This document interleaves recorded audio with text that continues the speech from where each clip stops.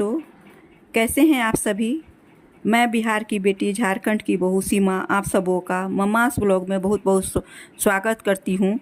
2024 में अनंत चतुर्दशी कब है और इसका क्या महत्व है, सभी बातें और कथा इसकी क्या है, क्योंकि बिना कथा का अनंत चतुर्दशी किया ही नहीं जाता है।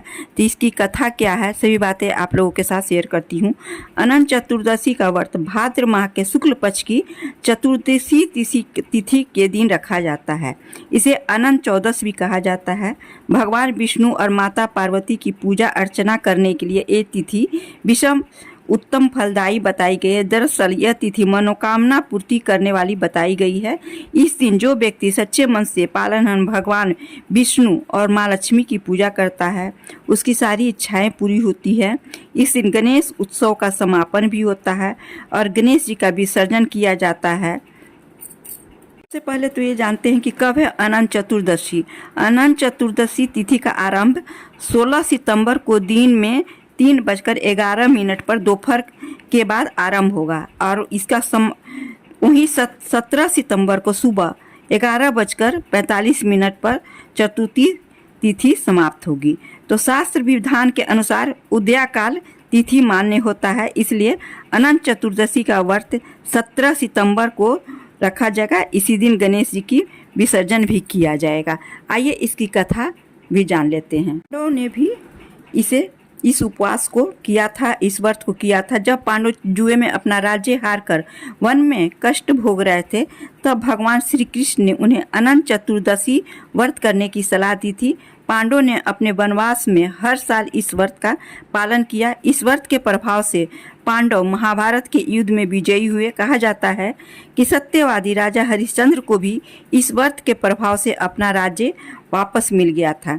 श्री कृष्ण ने इस व्रत की महत्ता समझाने के लिए एक कथा सुनाई, जो इस प्रकार है। प्राचीन काल में सुमंत नामक एक तपस्वी ब्राह्मण था। उसकी पत्नी का नाम दीक्षा था। दोनों की एक परम सुंदरी, धर्मपरायण तथा ज्योतिमयी कन्या थी, जिसका नाम सुशीला था। सुशीला की माता दीक्षा की मृत्यु हो गई बचपन में ही। पत्नी की मृत्यु को उपरांत सुमंत ने कर्कशा नामक स्त्री से दूसरा विवाह कर लिया था और सुशीला का विवाह ब्राह्मण सुमंत ने कौंडिन्य ऋषि के साथ कर दिया था। विदाई के समय कर्कशा ने दामाद को कुछ ईंटें और पत्थरों के टुकड़े बांध कर दे दिए।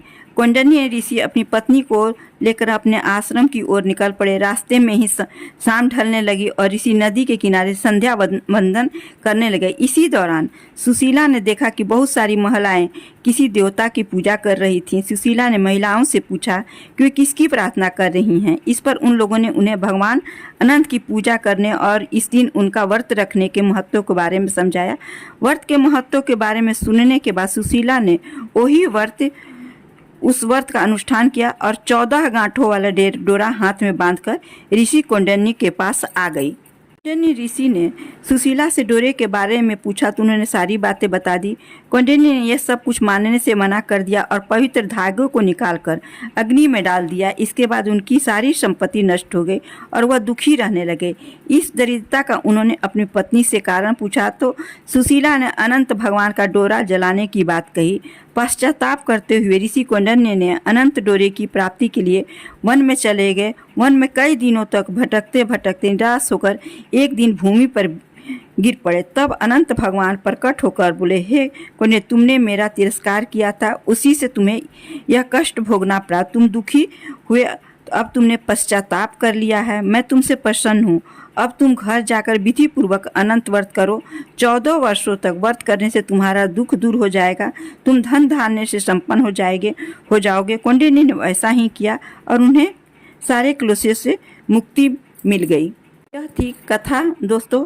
अब श्री कृष्ण की आज्ञा से युधिष्ठिर ने भी अनंत भगवान का 14 वर्षों तक विधि पूर्वक व्रत किया और इसके बाद प्रभाव से पांडव महाभारत के युद्ध में विजयी हुए। वे चिरकाल तक राज्य करते रहे। इसके बाद से ही अनंत चतुर्दशी का व्रत का प्रचलन शुरू हुआ। ये कथा हुई पूर्ण और इसको भगवान अनंत देव का ध्यान कर कथा के बाद अनंत सूत्र को पुरुष दाहिने और स्त्रियां बाएं हाथ में बांधती है। इस व्रत के प्रभाव से उन्नति और सौभाग्य प्राप्त होती है। दोस्तों, यदि आपको अनंत चतुर्दशी की कथा अच्छी लगी हो तो प्लीज़ लाइक, शेयर और सब्सक्राइब अवश्य कीजिएगा। जितना हो सके अपने दोस्तों में, रिश्तेदारों में इसे ज़्यादा से ज़्यादा शेयर करके इसको बढ़ावा दीजिएगा। इसी कथा सब तक पहुंचाइएगा। धन्यवाद।